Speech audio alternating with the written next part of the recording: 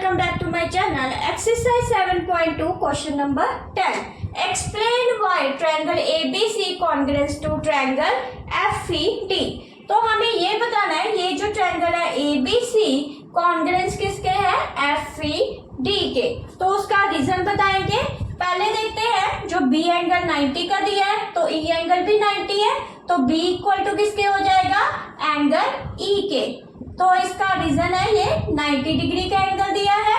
ऐसे ही A के ऊपर ये दो लाइनें डाली है तो एंगल A इक्वल टू किसके है एंगल F के, क्योंकि इसके ऊपर भी ये दो लाइनें हैं तो ये सेम फिगर शो कर रहा है तो angle A equal to angle F।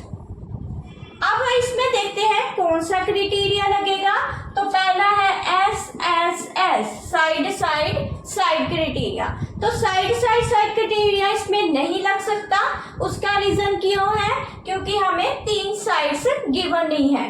तो हमें एक ही साइड दी है जो BC इक्वल टू है DE के, तो ये साइड साइड साइड का क्राइटेरिया यहाँ नहीं लग सकता। सेकंड है साइड एंगल साइड, दो साइड के बीच वाला एंगल। तो हमें साइड एक ही गिवन है, दो भी साइड गिवन ही है तो side side side angle side का क्राइटेरिया भी नहीं लगेगा। थर्ड देखते हैं एंगल साइड एंगल। तो इसमें क्या आएगा दो एंगल के बीच वाला साइड। तो यहाँ हमें दो एंगल्स तो गिवन है पर बीच में साइड गिवन नहीं है। ऐसे ही यहाँ पे भी दो एंगल गिवन है बीच में साइड गिवन नहीं है तो ये भी नहीं लग सकता। तो राइट हैंड साइड में क्या है ये भी नहीं लग सकेगा। तो इसके लिए हमें क्या करना पड़ेगा, हमें जो एंगल C है उसको D के इक्वल करना पड़ेगा। उससे क्या होगा ये दो एंगल के बीच वाली साइड निकल आएगी और ये बन जाएगा एंगल साइड एंगल का क्राइटेरिया। तो C एंगल को D के इक्वल करने के लिए क्या करना पड़ेगा, हमें ट्रायंगल में दो साइड गिवन है तो दो जो हमें ट्रायंगल में जो दो एंगल गिवन है हमें थर्ड एंगल को निकालना पड़ेगा। जब हम थर्ड एंगल निकालेंगे तो जो C एंगल है वो किसके इक्वल हो जाएगा D के। तो थर्ड एंगल निकालने के लिए क्या लगाना पड़ेगा एंगल सम प्रॉपर्टी।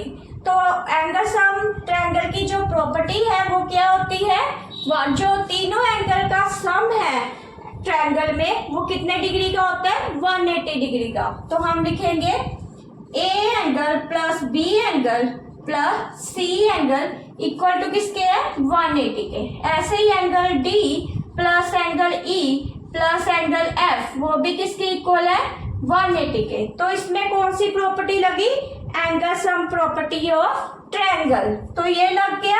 अब ये भी 180 है ये भी 180 है तो इस 180 की जगह हम लिख लेते हैं angle D plus E plus F। तो लिखेंगे इसको angle A plus angle B plus angle C is equal to angle D plus angle E plus angle F।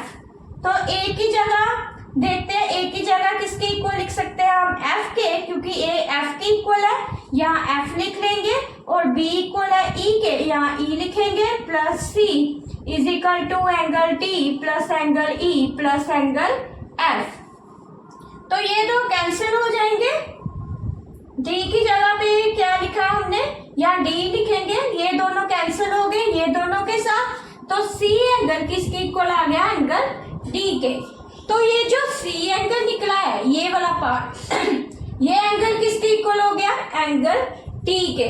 अब हमारे पास दो एंगल के बीच वाली साइड भी गिवन है। अब ये कौन सा क्राइटेरिया लगेगा एंगल साइड एंगल। तो पहले B एंगल देखते हैं B एंगल किसके है एंगल E के, क्योंकि ये 90 डिग्री का एंगल है। आगे देखते हैं जो C एंगल है वो D के, इसको हमने प्रूव करके देखा है। और BC जो साइड है BC साइड वो यहाँ पे दो लाइनें डाली है BC किसके इक्वल हो गया DE के। तो यहाँ पे लिख देंगे BC is equal to DE। तो ये कौन सा क्राइटेरिया बन गया, ये क्राइटेरिया आ गया एंगल साइड एंगल क्राइटेरिया। तो ये क्या प्रूव हो गया, ट्रायंगल जो ABC है वो कॉन्ग्रुएंस किसके है ट्रायंगल FED के।